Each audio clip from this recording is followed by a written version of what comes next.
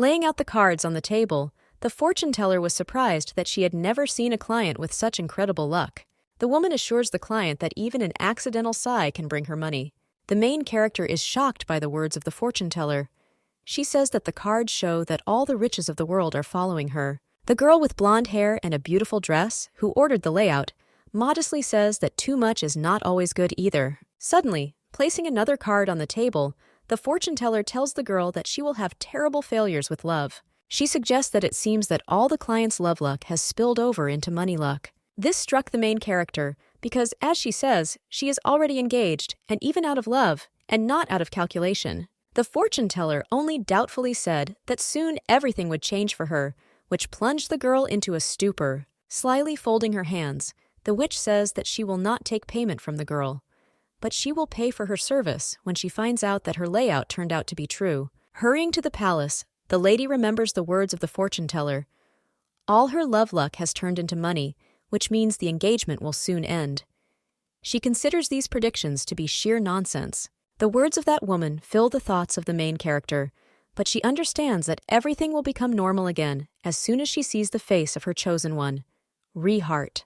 The girl notices a boat next to the palace and suddenly realizes that she has never seen it before. The servants tried to stop Lady Blodine, who was purposefully walking towards her fiancé, saying that she should not disturb him now, but she completely ignores them, and having reached Reart's chambers, furiously opens the doors. A young red-haired man without outerwear, who was next to a certain lady on the bed, looked displeasedly into the doorway. He was amazed to see his bride Ilya there, who had no face because she had caught her beloved with an unfamiliar woman. Approaching the chosen one, Reart says in confusion that everything is not as she thought. The man explains that his sister's guest spilled wine on her dress and just wanted to change. The girl herself began to sweat with shame. The main character, who was seized with fierce anger, clenched the fabric of her dress into a fist. She doesn't believe the groom's excuses. Suddenly, Reart, menacingly approaching Ilya with his face, says that, although they are engaged, no one gave her the right to enter his room without asking. Starting to calmly walk around the room, he advises the bride to learn manners, because she didn't even knock at first. The girl bursts into tears because her chosen one also makes her to blame for everything. She doesn't understand how he dared to do this to her. While Reart flirted with his sister's guest, Ilya had no choice but to believe that her love luck had completely disappeared. The main character was born into a wealthy count family. Her parents were already far from poor, but after her birth, any business they started was an incredible success, and an unknown distant relative left them a huge inheritance. In any competition, Ilya always took first place. When she left home without money, she always found gold coins, and restaurants served her for free, saying that she was their 10,000th customer. Lady Blodine's life was perfect. She even managed to get engaged to her first love. But despite the fact that she sacrificed everything for love, her flower never bloomed. She believed that Reart was her destiny, so she quietly loved him on the sidelines. Even after their engagement, she tried to be perfect for him. Hearing that her lover liked kind and friendly people, Ilya began to smile more often and even changed her interest to please him. However, he responded by taking all this for granted. The girl admits that she may not know how to express feelings, but they grew this love together, even if its sizes were different. She is sure that he would not have agreed to the engagement if he did not like it. And one day, the main character realized that she was not timid, but a rag, and this groom brought her only losses. The girl remembered another interesting fact. If you think about it, Reart only came to her when he asked for money.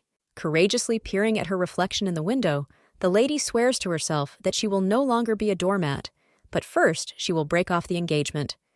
The same fortune teller comes to her mind, who promised to take a fee from her when it turns out that she was right. Remembering this, Ilya decided that she should go to the bank.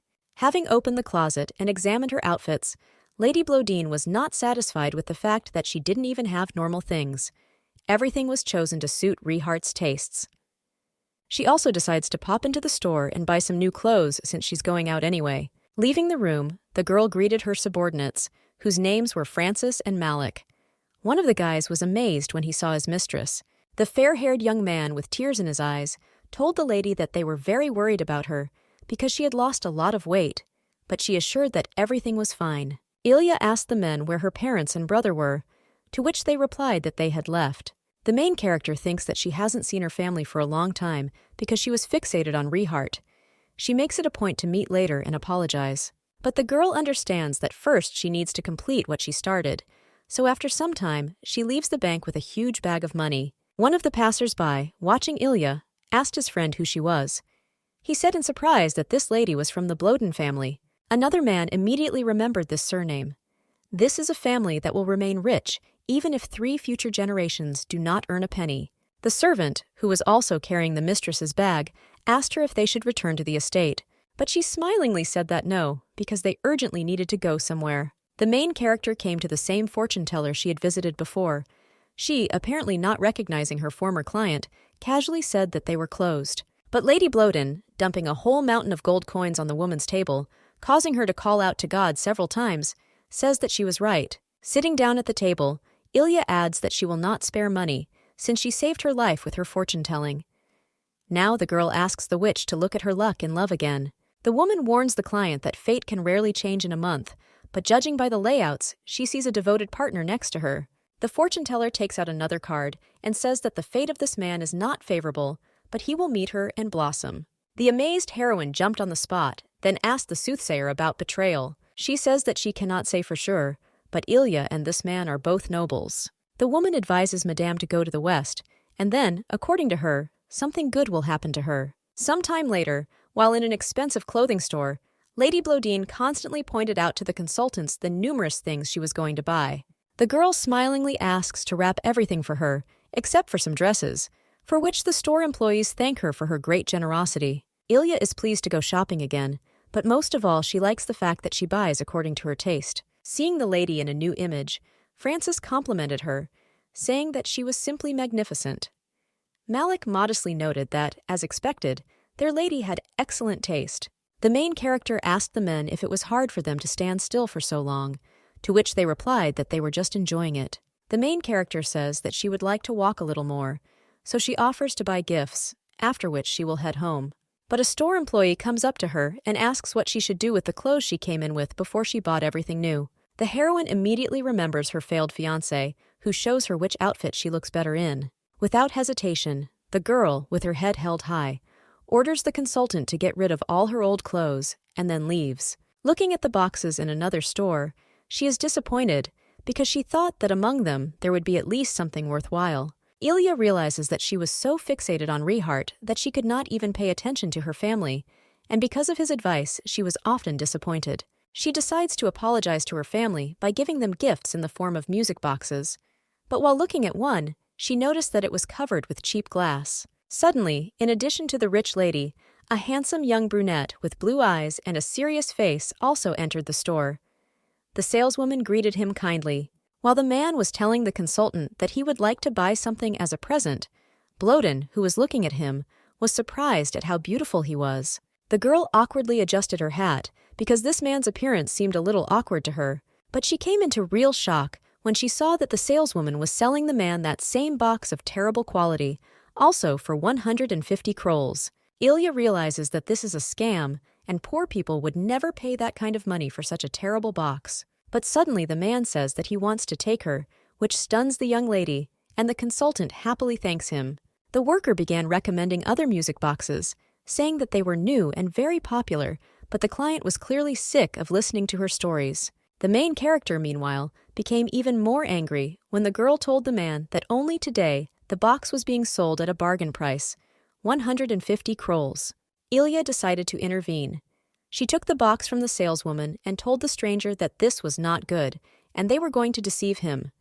The lady, who had previously seen the real price tag on the box, says that it should cost 60 krol, but for some reason the price increased in a couple of minutes. The consultant remained perplexed, and the heroine looked at the man's face, which, for unknown reasons, looked very intimidating. The girl was not afraid of this, but only slightly embarrassed. She thought that perhaps she had intervened too rudely. But Ilya is unable to refuse such stupid requests. She gave in like a stupid girl and was eventually betrayed. All this reminds her of the time when she spent whole nights in tears. Gathering all her courage, she asked the gentleman if she could offer something, because she could never turn a blind eye to such things. How can an embittered worker say that all prices for goods have already been determined by the owner of the store? As if exposing the heroine as an uneducated commoner, the girl assures that 150 krol is not expensive, but a very profitable offer. The consultant then called the lady burdened, because she herself could not afford such an expensive item. The lady realized that she was being provoked. The main character called Francis to her, who was nearby with lightning speed.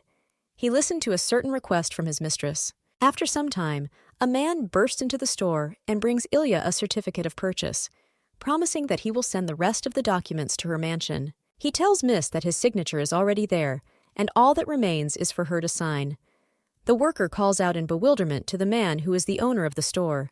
The owner kisses Lady Blodine's hand and thanks her for charging twice as much. He then turns to the consultant and furiously says that she can no longer call him master because he is no longer one. Pointing to the main character, the man solemnly announces to everyone that she will now be the owner of the store. Showing everyone the documents on the purchase of the entire store, Ilya says with satisfaction that now she is in charge here, so she can set any price. The girl asked if there were any objections to the fact that she wanted to set the price for a box with low-quality glass at 60 krol, to which the worker timidly replied that no. Not noticing the man nearby at all, the new owner ordered her subordinate to start drawing up new price tags and tidy up a little dust everywhere. A man turned to Ilya and, bowing, thanked her for her help. The lady was slightly embarrassed by this. She couldn't believe that she was being thanked for something like that. She waved her hands negatively and said that what she had done was rather hectic. She asks for forgiveness for disturbing him. Citing the example of a store worker, the girl says that as soon as a person notices doubt, he will immediately rush into persuasion, and it is better to cross it immediately. With an intimidating frown, the man says that he is not used to rejection, although the heroine, judging by his face, seems to be doing the opposite. But Lady Blodine believes that she should not judge people by their appearance. She calmly invites the stranger to recommend something to him. He agrees, after which the hostess presents him with some boxes, saying that they contain calm music and are more attractive in appearance. Suddenly, the man's face lit up with a pleasant smile. He listened carefully to all the lady's recommendations. Ilya even looked at his face like that. She was impressed by this, because a minute ago he was in a completely different mood. She assumed that he was buying a music box for his fiancée, which made her feel a little jealous of the recipient of the gift. Getting ready to leave the store, the main character asks the former owner to take over management of the store for a while, promising that she will soon find a new manager. But the girl is stopped by a man who hands her 3 gold coins. He asks to take this small amount from him as gratitude. The stranger explains that because she recommended the box to him, he feels guilty because he took a lot of her time. Ilya immediately had a feeling in her head that the good intention she had had faded away, so she sternly says that she refuses. The confused young man wanted to offer her something else, but she said that it was not worth it because she never expects anything in return. As she gets into her carriage, she adds that he is the first person who has tried to reward her with money, but the girl asks for forgiveness and says that she doesn't need other people's money because her last name is Blodin. While in the carriage, the main character opened the curtain by the window and looked at the man, who remained standing still. Then she remembered the words of the fortune-teller, who advised her to go west today, and then something good would happen to her. The lady was not very interested in these predictions. She was more worried about whether her store would do well. Miss Blodin ordered the coachman to go home, which he immediately began to do, and the carriage moved on. The young man never said a word, watching the mistress's vehicle move away. As soon as Ilya found herself on the threshold of her native palace, she was immediately met by her brother named Henley Blodin. He is an unprecedented genius of the entire empire, and for the main character, he is the sweetest guy in the world and an older brother. Henley took great care of his sister since she was a child, filling in for busy parents. The girl was very worried about loneliness that she put off entering the academy, and he was always worried about her. They had a wonderful relationship until the moment when Ilya fell in love with Reart. As soon as Henley noticed his sister on the threshold, he immediately asked contemptuously if she had gone to make peace with her fiancé. Going down to see a relative, the genius of the empire says that the whole family was very worried about her. She came home all bawling and locked herself in her room for a whole month. Suddenly, Ilya says that she can't stand Reart. This confused the man. He wonders if she bought all these gifts for him. Miss Blodin categorically denies this because she bought all this only for herself. Crossing her palms, she tells her brother that she was very mistaken all this time and deeply regrets that she acted so childishly, not listening to anyone. Ilya realizes that she made everyone in the family worry, so she apologizes for everything that happened. The heroine knows that her brother hates Reart, and if you think about it, He probably knew from the very beginning how everything would turn out. Henley warned his sister that her fiancé was a bad person and that someday he would offend her, but she was very worried that her family did not understand her. The man adjusted his glasses in surprise at his sister's abrupt change in opinion and asked if she was sick. The heroine laughed at this. Now she knows that her brother always cared and worried about her, and it was stupid of her to ignore the feelings of others. Sitting down on the table and pouring a cup of tea, Henley asked Ilya about what happened a month ago. The girl remembers that something bad happened to her then. Betrayal. She wants to be honest with her loved one, but it is still difficult for her to talk about it. Clenching her hands nervously, Lady Blodine asks if they can talk about this later. Noticing the tense state of his sister, the genius of the Empire realizes that Reart has done something. Shaking his leg, Henley admits that until now he had been patient because his sister had spoken of her attraction to her fiancé. He says that he will not be happy if Ilya defends him this time, but the girl interrupted him, saying that she and Reart had quarreled. The main character says that she couldn't make a decision for a long time, so she was silent, but now she has finally decided that she wants to cancel her wedding with him. My brother was seriously shocked by this statement.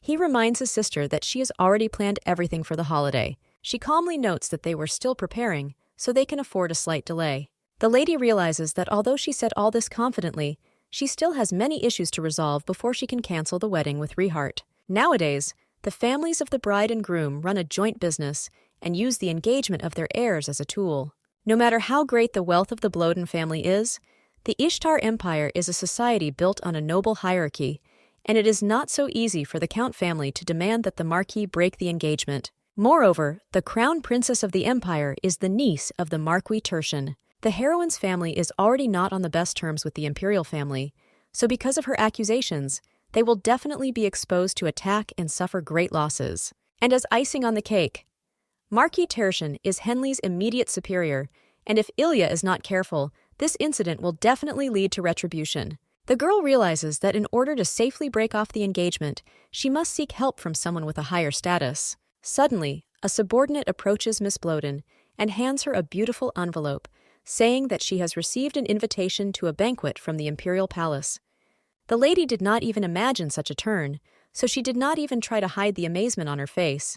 She realizes that she has a great chance. Time returns to the conversation with her brother, where the heroine says that she had a fight with Reart, but right now she feels out of place. Henley sighed when his sister said that she thought she would be unhappy if she got married like that, so she wanted to stop preparing for a while. Rising from the sofa, he goes to meet Ilya and promises to contact Marquis Tertian, when suddenly the girl interrupted him. The lady says that she personally wants to communicate with Reart, and with his parents too, and he no longer needs to worry. The man did not take his puzzled gaze off his sister for a long time, but still agreed with her. Miss Blodin feels awkward.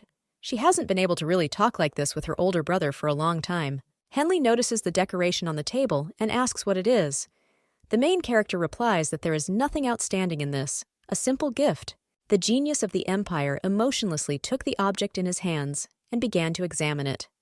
Ilya thought about the fact that she shouldn't have bought it, since her loved one didn't react at all. The girl apologizes to her brother for what she will say next.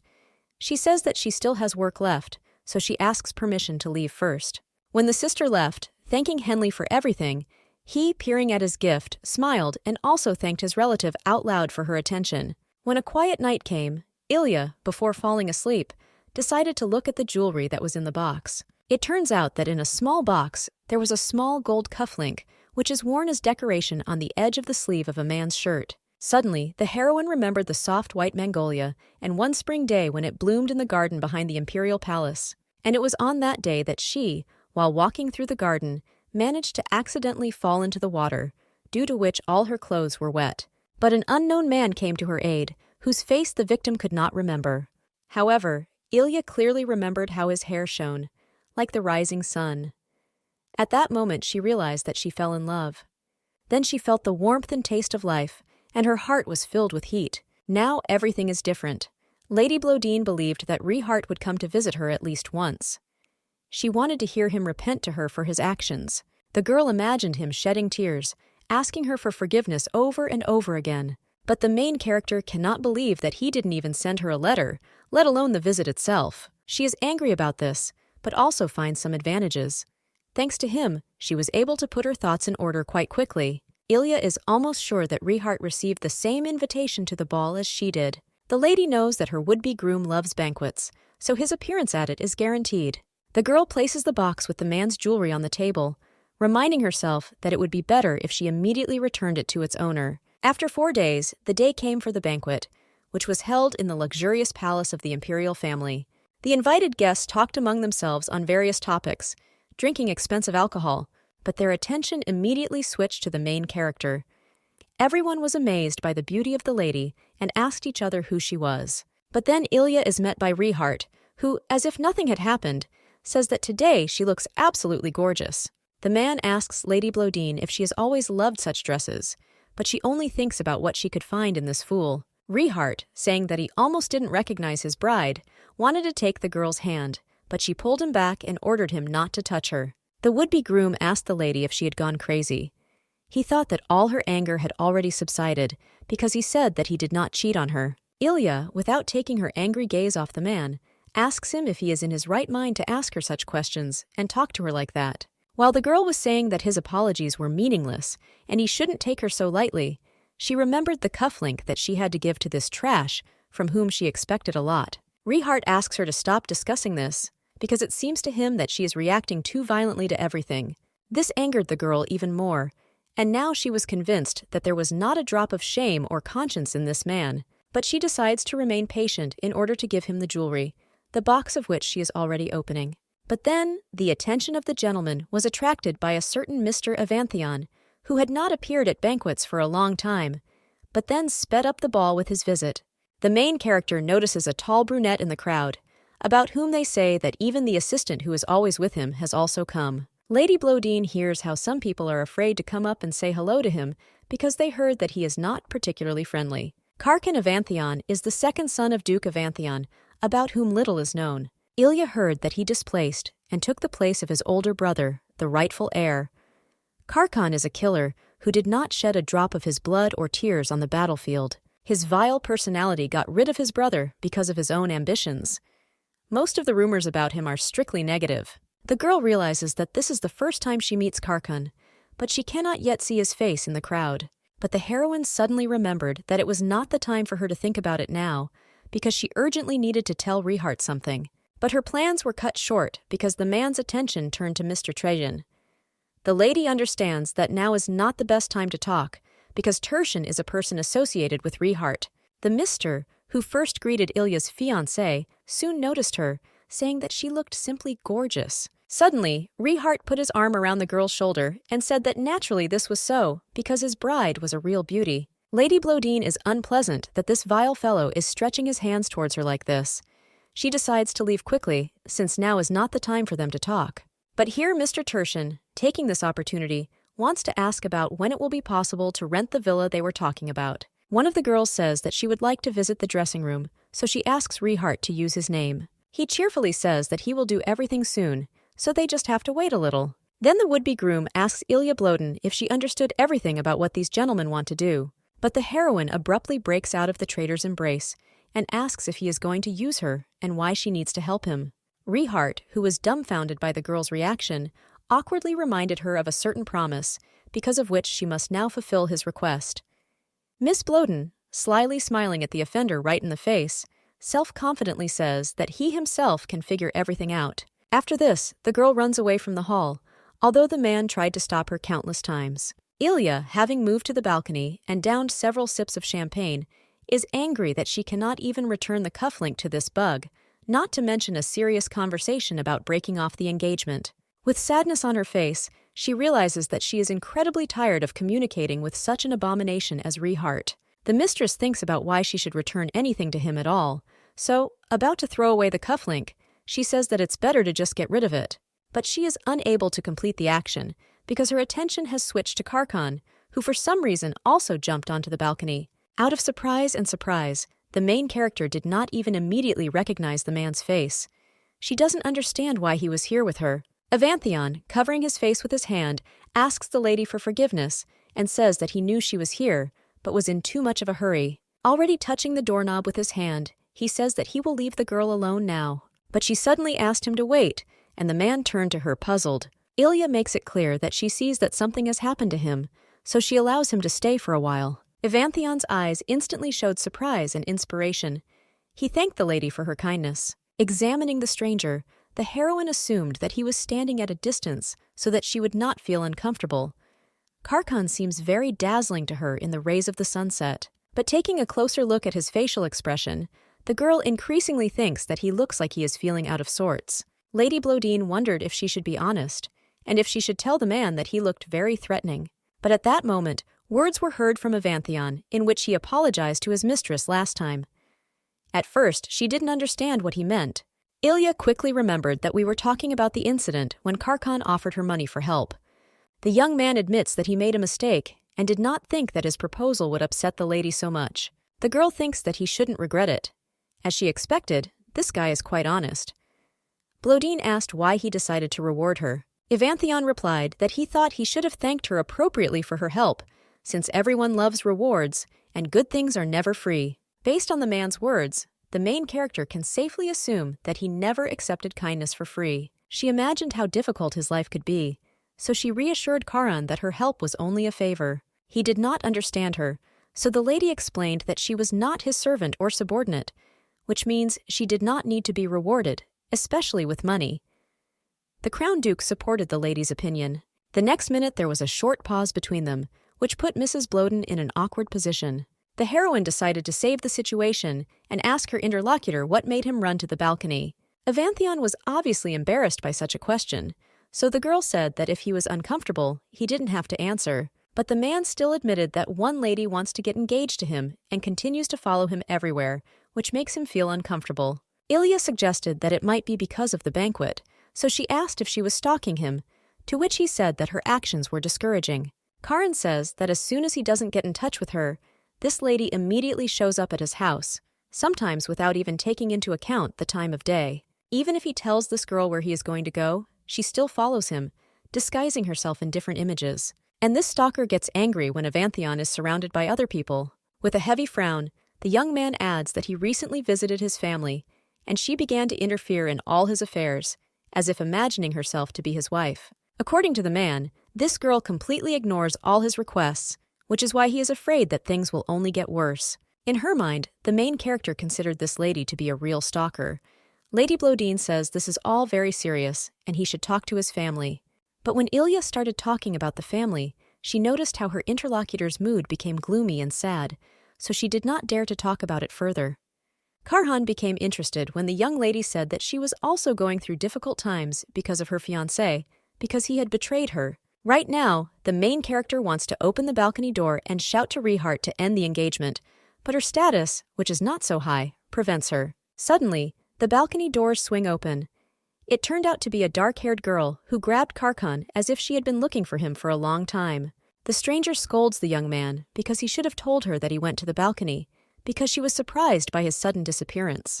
The stalker loudly called out to the man, who was confused by her sudden appearance. Suddenly, hearing the name of the guy with whom she had been talking for the last few minutes, Ilya immediately came to the realization that she had already seen him somewhere. She guesses that Evanthion is the same person who bought the music box in the store, and he is the same demon warrior.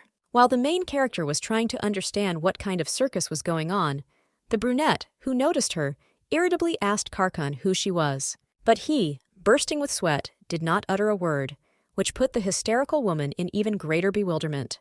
The stalker, noticing the light shade of her rival's hair, immediately realized that Lady Blodin was standing in front of her. Ilya really wanted to pretend that she knew, but in reality she has no idea who this girl is. However, looking at the expression on Evanthion's face, the heroine can conclude that the very woman stalker he mentioned has come. It seems to her that the appearance of this lady upset the man. Ilya understands that getting involved in this will not lead to anything good, so she decides to act.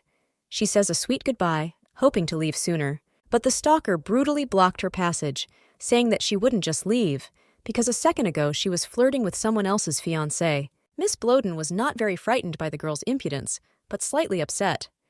The rival furiously asks if she knows her name. With great pride, the pursuer declares that she is Karan's bride, and her name is Stella Delata. As soon as the girl said her name, the main character immediately remembered a certain incident with the design of the carriage. The lady remembered that Dalat is a clan with which her family has been in contracts for a long time, and the incident with the design of the carriage is the most memorable of all. A few years ago, the Bloden family launched luxury carriages for sale, but before the actual show day, the design was stolen. The family had to quickly draw up a new one, and the final choice was up to the little main character. Although people expressed disapproval of the bold design, the parents' trust made its creation possible, and at the same time, Dalat introduced a new crew with a design stolen from Bloden. They had suspicions, but no clear evidence. On the contrary, the carriage was advertised as having been developed over several years. The newspapers wrote that the Dalat family spent 3 whole years working. Ilya recalls that they started selling with the same confidence, but after the presentation of the design, they failed. The lady knows that Stella is the only daughter of the Dalat family, and she has heard rumors that she has really changed because she was plump as a child. Crossing her arms, Blodine thinks that things are different when it comes to her enemy, although she wanted to avoid political battles because they are boring. But since the stalker herself began to provoke her, Ilya, with a hint of mockery, calls out to her rival, making it clear that she recognized her. While the heroine was anticipating fun, Karan quickly retreated back to a safe distance, like a frightened bear cub. Stella angrily asked the girl what she was doing on the balcony with her man, but she asked what she meant. The rival makes it clear that she knows about all the tricks of Miss Blodine, because she is aware that she was in the same space with her lover. Ilya calmly says that Miss Dalat seems to lack self-confidence if she decided to suspect someone without any reason. She reminds the stalker that since she broke into someone else's vacation spot, she must provide at least some evidence. As an example, the lady cites the fact that she could at least catch them kissing, remembering how she herself caught Reart doing this in the past. Ilya further hints that she should not consider herself Evanthion's bride, because there are only rumors of an engagement. But her next question has Stella biting her tongue. She asks if she's so worried because she doesn't trust her fiancé. Miss Dalata, justifying herself that everything was not as he thought, looked at Karan's face, which, to her surprise, seemed embittered. Trembling with fear, the girl asked her lover if he was angry, to which he did not answer. The main character thought that this was not so, noticing how the man moved his lips, preparing to say something, but Stella suddenly shouted out that she wanted to be the first to leave him. Not wanting Karan to be angry, she persistently makes one promise after another that she will leave him, and not because she doesn't trust him. After her remark, Miss Dalat actually turned away from the Crown Duke and hurriedly ran out of the balcony. While Mr. Evanthion looked puzzled at the departing lady, Ilya sadly said that everything ended rather boringly. The young man then turned his gaze to Lady Blodine, who warned that she could not just stand by and wait for her rival to be the first to get into a fight. Suddenly, unusual words were heard from the man. He assumes that the main character is a very confident girl. At first, she thought it was sarcasm, but after that, she heard from Karan that he was jealous of this quality of hers.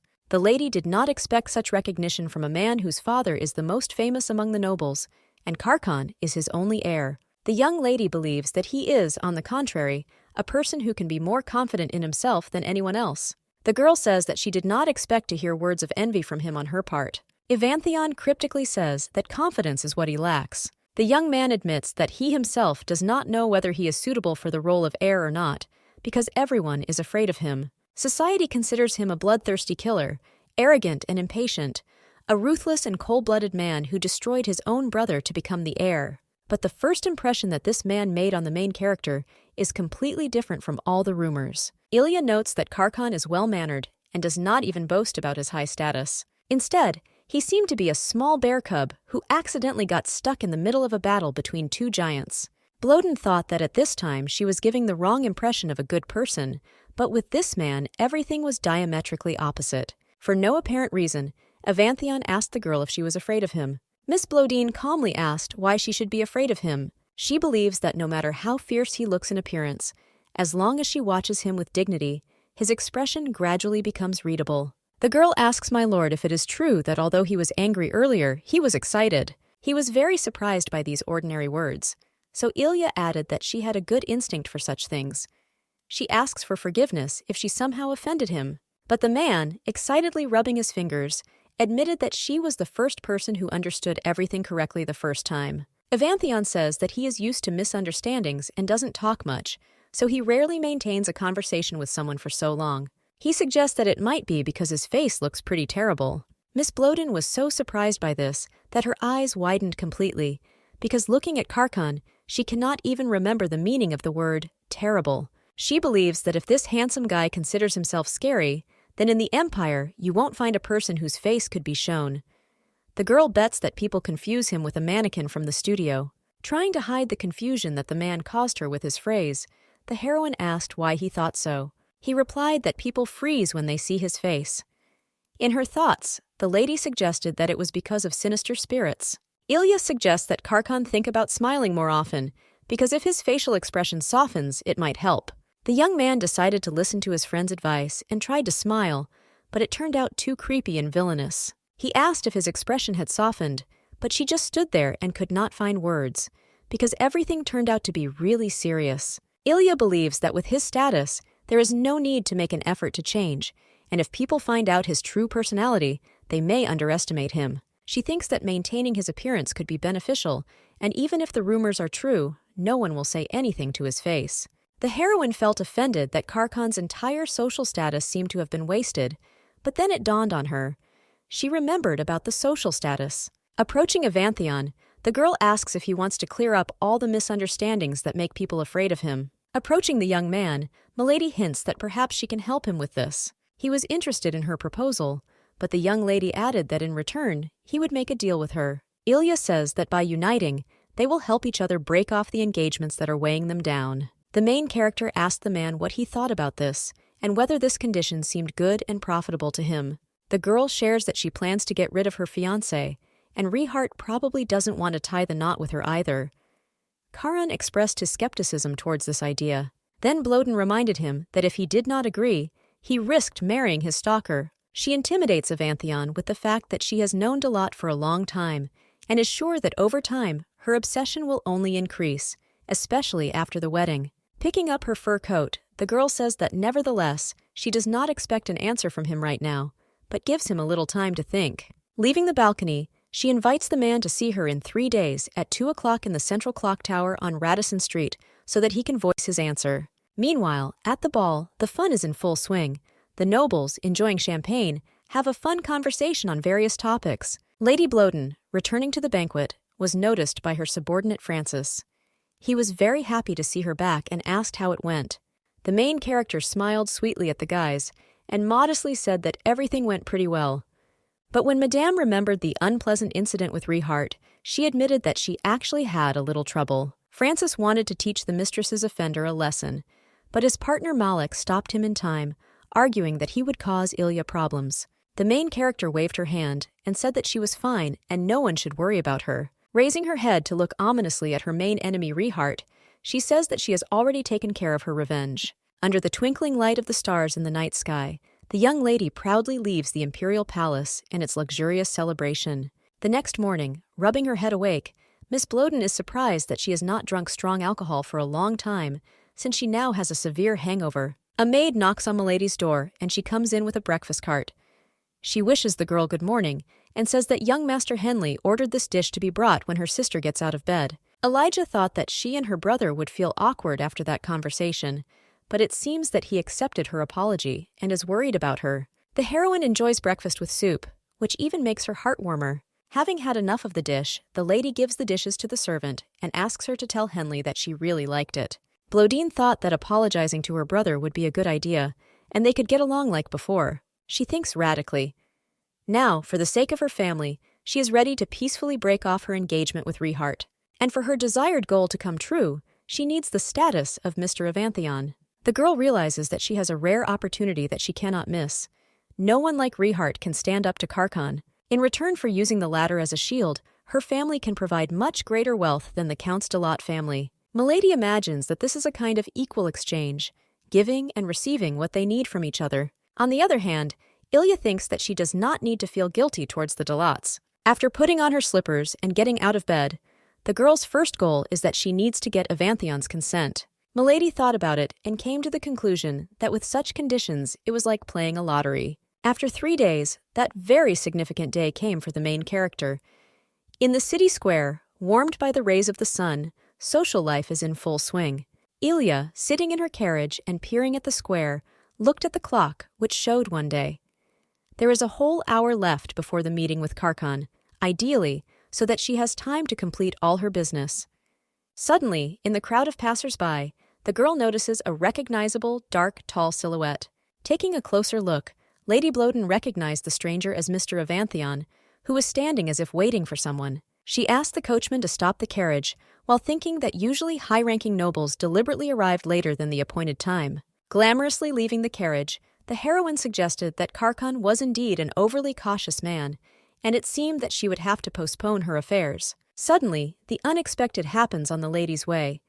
The old man on a stick falls and drops his bag of apples, which are scattered all over the ground. A man comes to the aid of the victim and helps him pick apples. The old man first thanks the man for his help, but as soon as the grandfather saw Avanthion's face, he immediately bowed down and began to desperately ask him to give him the apples that he had bought for his family. Passers-by noticed the noise. People thought that a high-ranking noble was trying to take food from a commoner. The Crown Duke hears the condemnation of society. They are outraged that someone like him can exist in the world, also with such a fierce appearance. Ilya noticed Karan's reaction, which indicates that he is used to misunderstandings, but she understands that this does not mean that he is okay. Having collected all the apples on his own, the old man quickly ran away, fearing that the man would do something bad to him. Mr. Avanthion turned his attention to Miss Bloden, who appeared next to him and greeted him. The girl asked what time he arrived, and the young man said that he had arrived quite recently. The young lady smiled. When she asked if he knew that there was a whole hour left before the meeting, the man said that he had come earlier just in case. Looking at Karan, Ilya thinks that even knowing that he will be misunderstood, he still continues to help others. He does not flaunt his power like other nobles, but is a good person in his own right. She doesn't know how he managed to retain his true identity. The girl lies to the man that she came early because her business was cancelled. The young lady suggests that the interlocutor move to another place, because she does not think that they should talk in a visible place. Avanthion thought for a second about his friend's proposal, but then agreed. The couple entered a modest establishment, where they sat down at a cozy table near the window. While the lady was leafing through the menu, the waiter asked the guests what they wanted. The man said that it would be the same as my lady. Ilya gave the waiter the menu and asked him to make them 2 cups of milk tea. After the worker left, Karan said he was surprised at how quiet it was. The girl revealed a secret. She asked not to let anyone into the room. The Crown Duke asked if this meant that she rented the place, to which Bloden replied that it was her store. She says she bought all the nearby stores 2 days ago, and their store is quiet, so this place will be a good base. The young lady asked Avanthion why he came without a bodyguard, and he replied that he could not appear due to some business, and besides, people would not even think about approaching him. The servants had just served tea to the guests when the main character decided to get down to business. The lady asked her partner what he had decided during these 3 days. She remembers that she then decided to make a deal with him. They should help each other break off their engagement, but in fact, Avanthion's engagement is still under discussion, when suddenly the man says that he came to meet her only to reject her offer. For the girl, this phrase was so unexpected and shocking that she couldn't believe her ears the first time. Karan explains that he cannot break off the engagement on his own, so he believes that he must refuse her deal.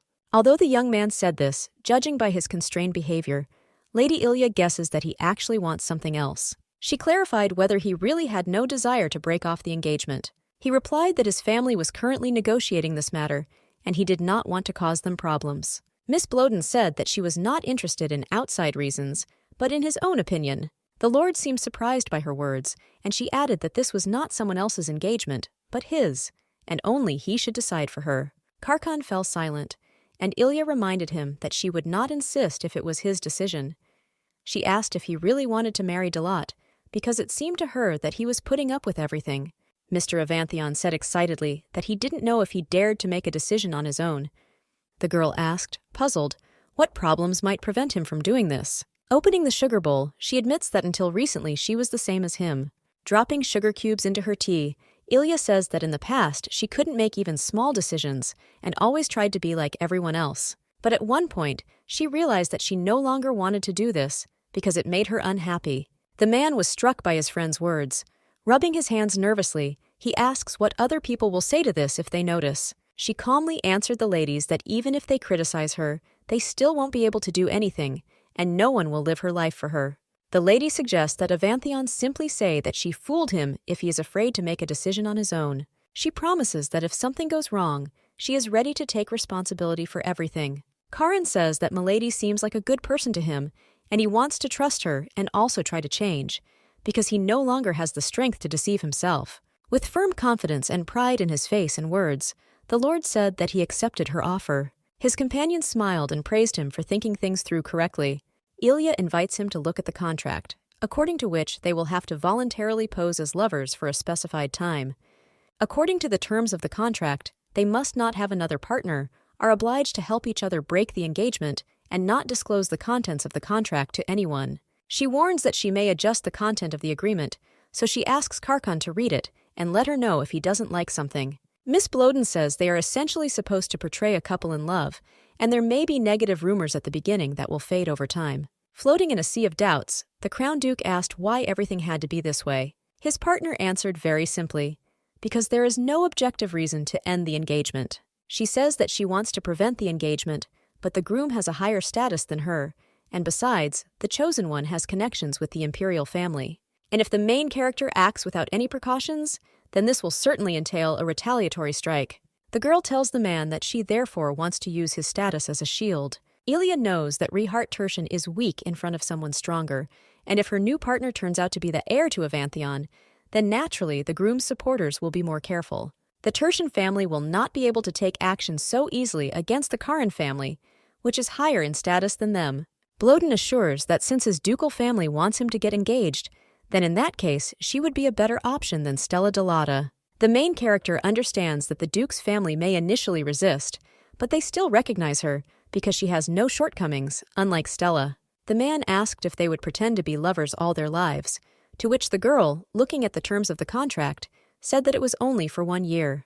The lady promises that they will play lovers only for this time, and in the meantime, she will prepare countermeasures. While studying the document, Lord Avanthion asked his friend what would happen if he tried to break the contract. She replied with a sly smile that he would find out as soon as he tried to do it. Karan understood the mistress's hint and did not ask anything else, but simply said that he would sign the contract. After some time, the document already bore 2 signatures, the Crown Duke of Avanthion and Miss Bloden. The heroine suggested that her friend tell everyone that they fell in love with each other at first sight, because people might suspect something was wrong. Karan replied that it would be difficult for him, but he would try. Ilya solemnly says that now he is responsible for status, and she is responsible for wealth. And so began a false relationship that shook the entire empire. Madame puts the signed contract in an envelope.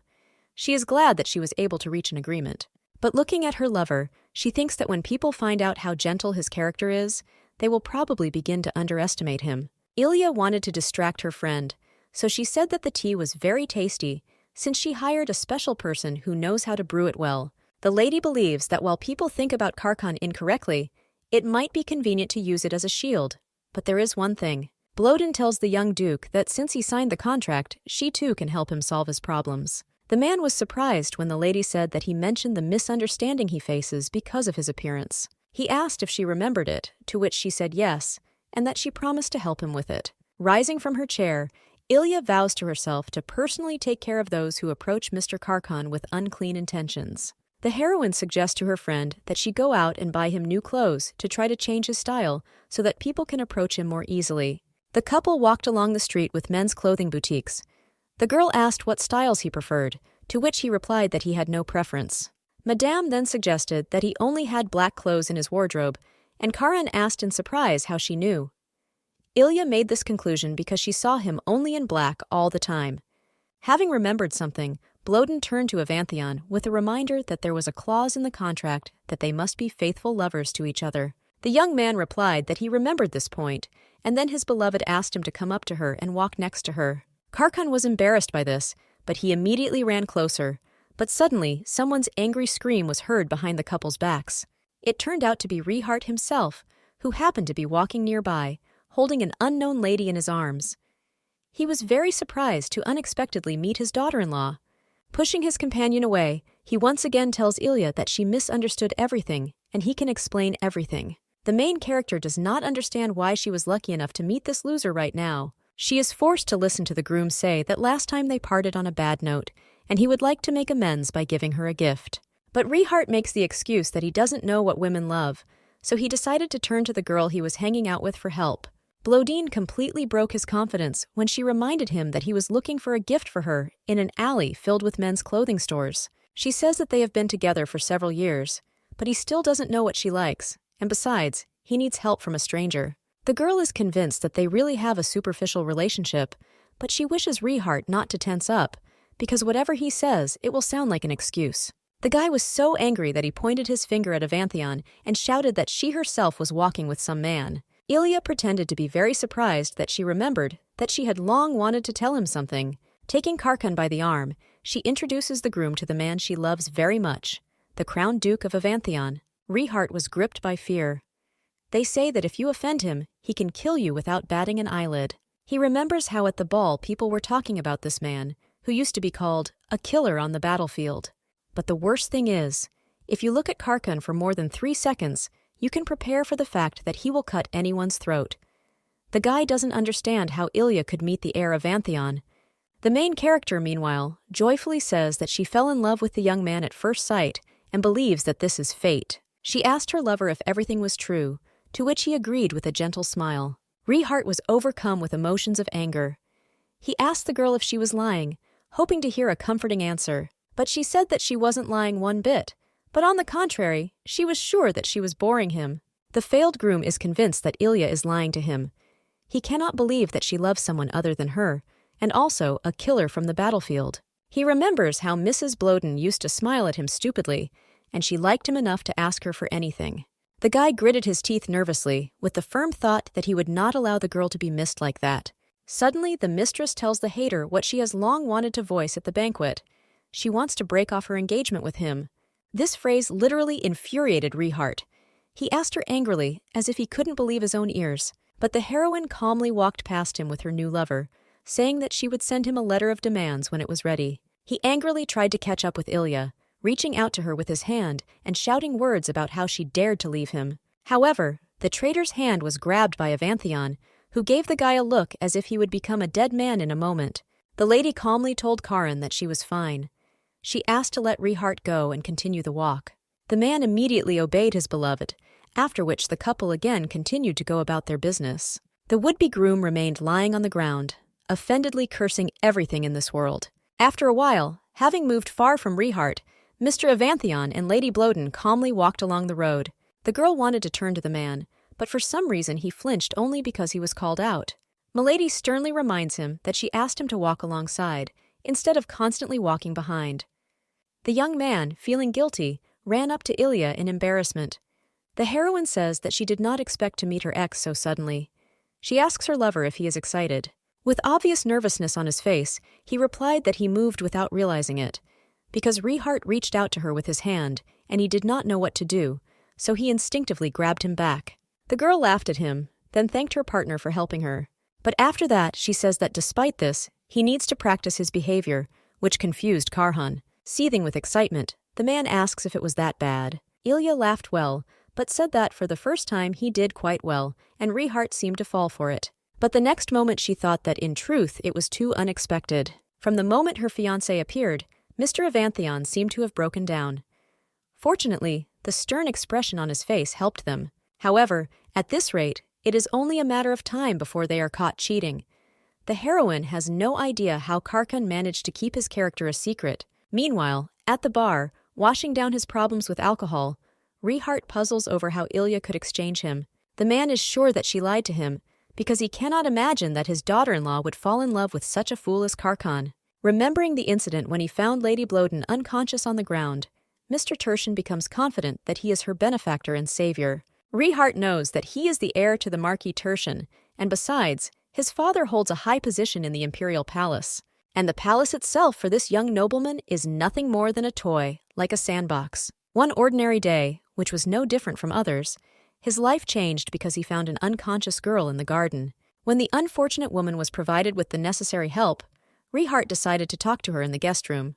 To his great joy, the girl he found in the garden, without signs of life, turned out to be the youngest daughter of the Blodin family. Herr Tertian assumed that Ilya came to thank him, but he would be embarrassed if she suddenly suggested that he keep in touch, because she was not part of his taste preferences. But then the mistress, while her servant was dumping a whole heap of all sorts of riches on the table, says that this is a small reward for him for saving her. The man eagerly examines the jewelry, where a necklace is comparable to an imperial treasure, and one brooch, according to rumors, costs as much as 3 stores. Reart is aware that the Bloden family is rich, but he didn't think that they were rich enough to lavish jewelry on someone who just woke up their daughter in the garden. The guy has puzzles in his head. If he gets this woman, he will be constantly provided for. He tells the lady that he did what he had to do. After this, the cunning man began to collect information to win the heart of Ilya.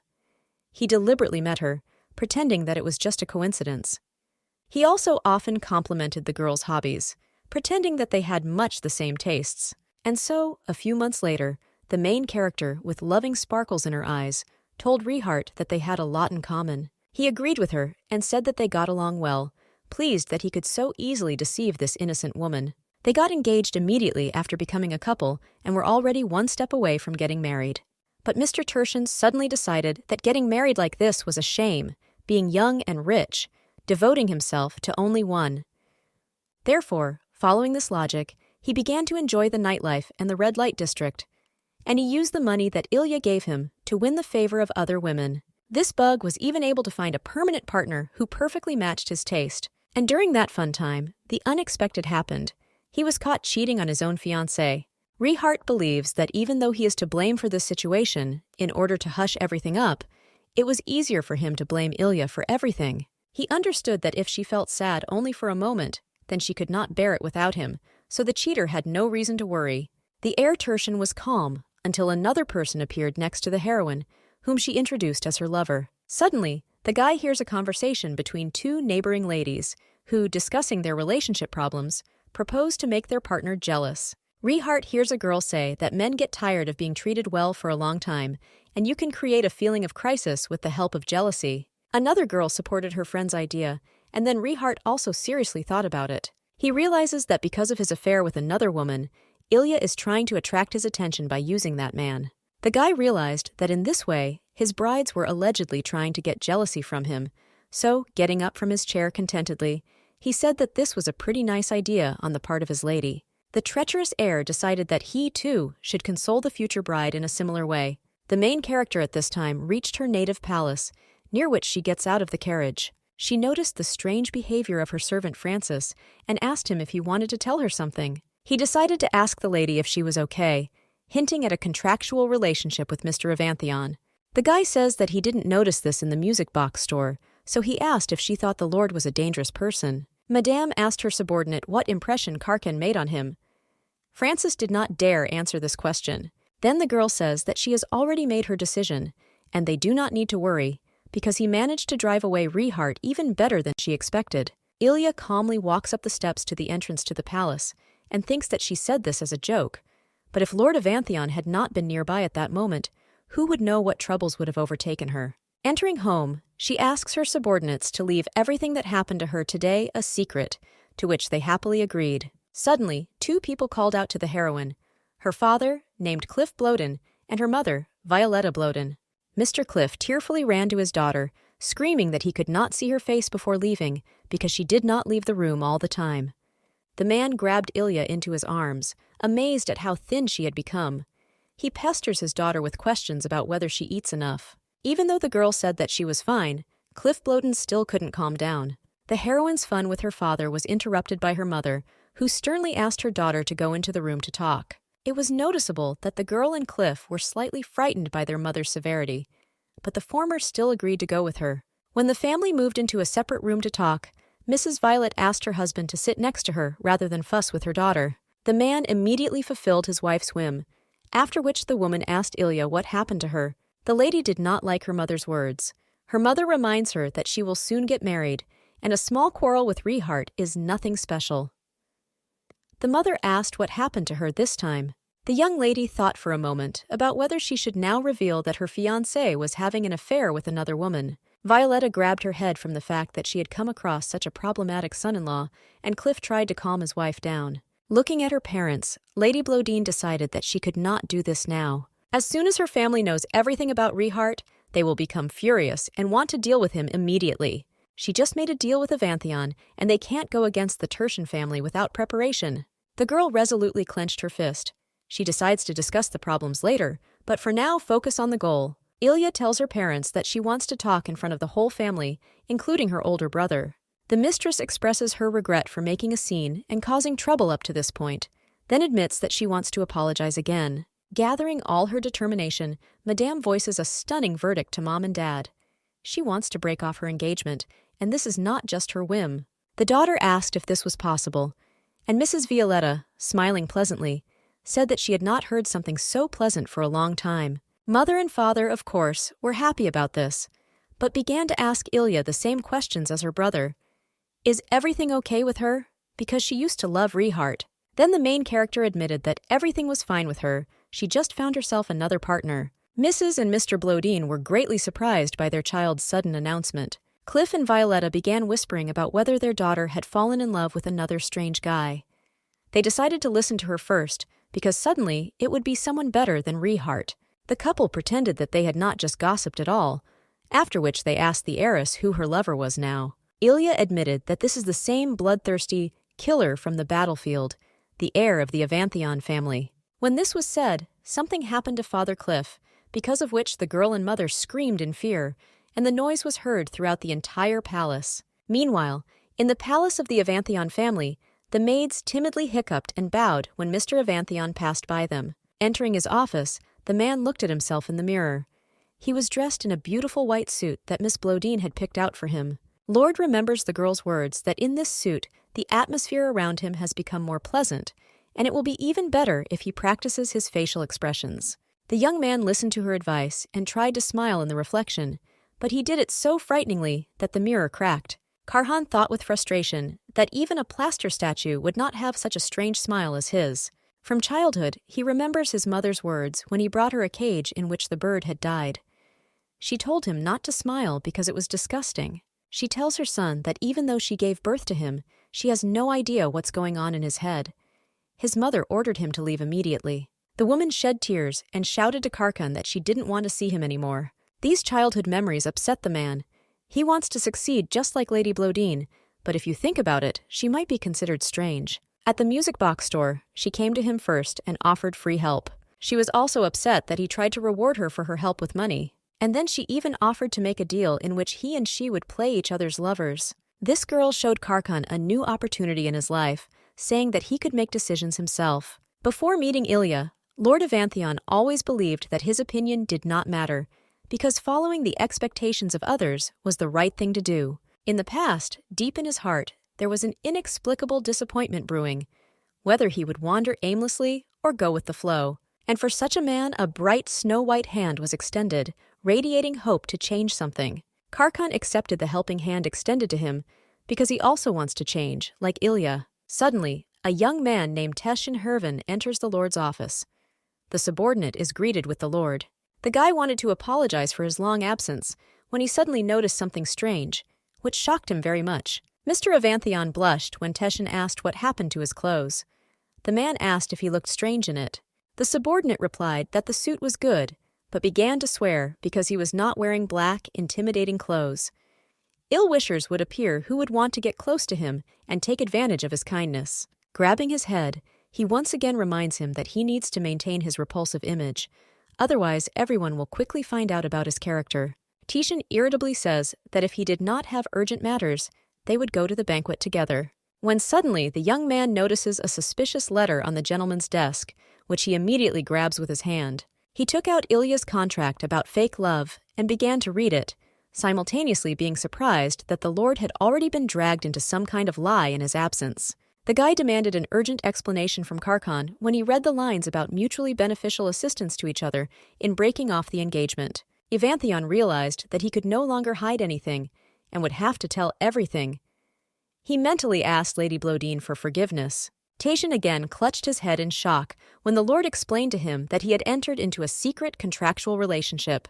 The subordinate asks how Karan could make such an important decision when he was not around. Suddenly, Karan says words that put Hervin in a stupor. He made this decision of his own free will. The young man is proud that it was not the will of another person, not a mistake, but the personal decision of Lord Avantheon. Having calmed down, The guy asked when he was going to meet Lady Blodine, to which he replied that in 4 days. The subordinate sternly says that he will go to a meeting with him to make sure that the main character is trustworthy. While the men were talking, Ilya still could not calm her dad down from the sudden news about a new lover. That day, when my lady was finishing her walk with Evanthion, she asked if they could meet again at the tea house. While the man offers his hand to help the lady get into the carriage, she says that, fortunately, Reart seemed to believe in their love. But she reminds her lover that he still needs to work on his behavior, and for this, they will need time to get to know each other. Karan nodded modestly to her, after which the girl smiled and said that they would meet in 3 days. When the appointed day arrived, the main character began to get ready for the meeting and think that she was lucky to find a fake partner, but her next step was very problematic. Empire law requires the consent of both parties to end an engagement, and she faces the challenge of getting Reart's approval. As a last resort, you can go to court, but it will take too much time, and she would like to finish everything as soon as possible. The hands of the maid, who were combing the mistress's hair, trembled when someone knocked on the room. It turned out to be the servant Malik, who tells Ilya that a letter has arrived from the imperial palace. She asked for what reason. Handing the letter to the lady, the man says that it concerns the tea house. After reading the contents of the letter, Lady Blodine decided that in this case they should change the meeting place with Mr. Karan. The girl asked to send someone to the ducal estate of Evanthion, and Malik accepted her order. Having sat down comfortably, the heroine thought that she had one meeting place that might be suitable. Sometime later, while in one of her stores, Ilya heard her guest arrive and immediately wanted to say hello, but she saw something unusual. In addition to Karan, Teshin also came to the meeting. Madame asked her partner who it was next to him, to which he replied that it was his assistant. A young man asks his friend for forgiveness because the terms of the contract were violated due to his negligence. Ilya scornfully asked if his assistant could be trusted, to which the lord replied that he could. But to her, looking at his condemning gaze, it seems that he treats her with contempt. Blodine said that in this case everything is in order, because her accompanying people are also present and are aware of everything. She extended her hand to Evanthion's subordinate, introduced herself, and said that she was pleased to meet him. He shook hands coldly and said that his name was Tishin Hervin. The lady realized that she did not think that he was suspicious of her. Tishin then hinted that changing the meeting place on the appointed day was disrespectful to them, and Karan tried to calm his behavior. The subordinates were angry with the guy's behavior, but the mistress waved her hand at them, hinting that everything was in order. She apologizes for abruptly changing the meeting place. The lady admits that the fact is that she received an official letter from the palace today, which stated that her store has been declared a reconstruction zone, and entry into its territory is strictly prohibited. The compensation for the store will be 1 million krol, which surprised Tishin. The girl added that there may be more such situations in the future. Lady Blodine says that she would be grateful for their understanding in advance, because she is a little lucky in life. She asks the guests to sit down, warning that she will not be able to treat them since the place was chosen hastily. She asks Francis to bring something to drink. When Evanthion sat down on the chair, the girl smilingly suggested moving on to the most important thing, but she is interrupted by Tershin, who says that he wants to tell her something first. She said that she was listening to him carefully. Suddenly, putting the document on the table, the guy asks the lady to terminate her contract with Karan, explaining that he does not like to get involved in any problematic matters. With great contempt in his eyes, the subordinate says that he knows her true intentions, so he asks not to drag the lord into this. The main character, whose face showed no emotion, thought that this guy looked more like Evanthion's guardian than an assistant. She says something that puzzles both men. The girl asks if Karan really doesn't like to get involved with other people. Ilya states that Thesian, as the lord's assistant, should know about the bad rumors that surround his master, and in such a situation, a whole galaxy of misunderstandings can arise. The main character makes it clear that she strongly doubts that this is the desire of Evanthion himself and not him.